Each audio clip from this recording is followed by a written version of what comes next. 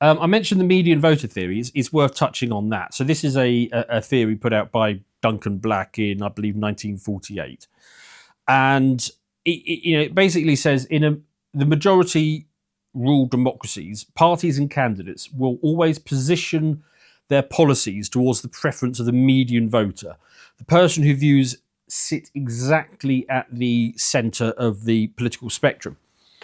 Indeed, one of the sort of clearinghouses for elites today is the PPE course at Oxford, Politics, Philosophy and Economics. And the first lecture in economics you get on that course, Economics 101, first lecture, they sit you down and they give you this premise. And the premise is there's a 2 mile long beach. And there are two ice cream sellers that start at the opposite end of each bit. So they're 2 miles apart. And they can reposition themselves to take advantage of more customers.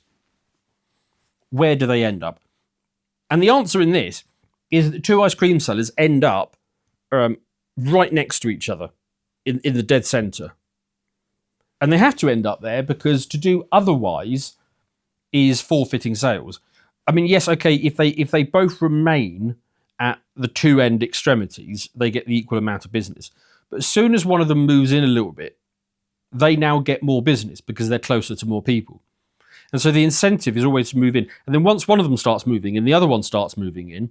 And the only stable outcome is either they're both at the end, but then one of them is always going to cheat and move in. So the only other stable equilibrium is they're both right next to each other in the middle. And this is taught in, like I say, elite finishing school PPE course at Oxford. David Cameron did it as, for example, I mean, a whole bunch of rulers that we've had have done the PPE course. It's telling you from the outset, this median voter theory, that basically you have to position both sides of the political spectrum exactly next to each other and just give the illusion of being something other than basically two cheeks of the same arse. So you get into this problem of the tyranny of the middle. Policy innovation dies because anything too radical alienates the middle ground, because that is the voter, the exact middle voter is the guy that every political party is going for.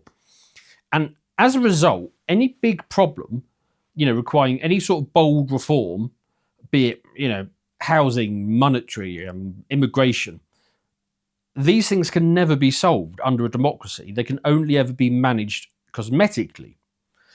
And politicians, they find they need to speak in this sort of safe, vacuous platitudes and talk about things like fairness and security and blah, blah, blah, hardworking families and all that kind of stuff.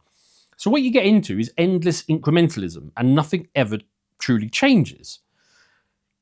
Basically, candidates who hold strong convictions will always lose. But those who master rhetorical ambiguity, people who manage to say everything and nothing, they win. And so politics ends up becoming feminized. It becomes about tone and empathy and optics, rather than any semblance of truth or, God forbid, logic. We're not talking about you or I here. We're talking about the median voter. And the median voter, they don't want to be challenged. They want to be flattered. And so necessarily, under a democracy, political discourse becomes infantilized. And, you could see this strongly with a Blairization effect, if that's a word. Every successful centrist eventually drags the left and the right into his orbit. You saw that with, Clinton and Blair and Macron. They all kind of stake out their centre position and everyone gets sort of dragged towards it. And then even opposition parties, they start to fear irrelevance. So they start copying the language.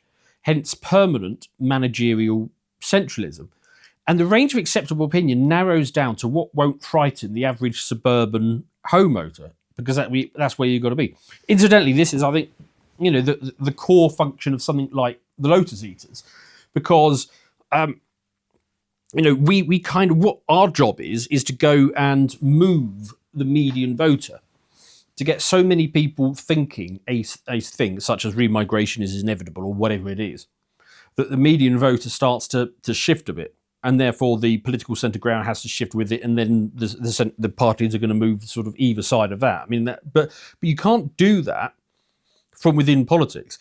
One of the main reasons why I don't feel bad at all about having been deselected by Reform, because actually I think I can achieve more politically at the Lotus Eaters than I ever could as a Reform MP, and so I'm entirely happy with it.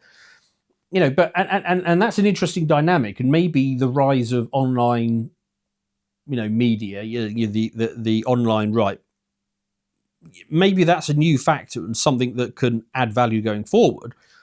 But let's just look at where we have been with the Uniparty. You always get red and blue packaging for basically the same product. Going back to the theory, the median voter theory, the median voter is typically older because they're the median voter, and older voters vote more. So they're older, they're risk averse, and they're asset rich.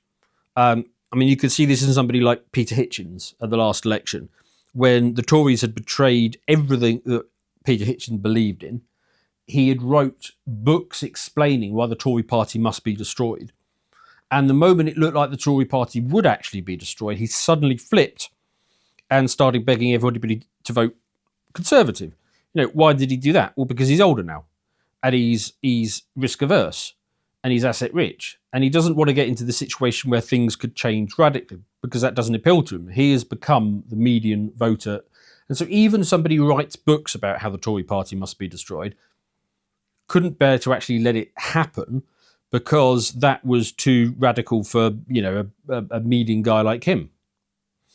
So you end up with parties that just cater to preserving sky high house prices and pensions and entitlements for the welfare lot, and they end up ignoring the young, the future citizens, the people who are going to provide the next generation.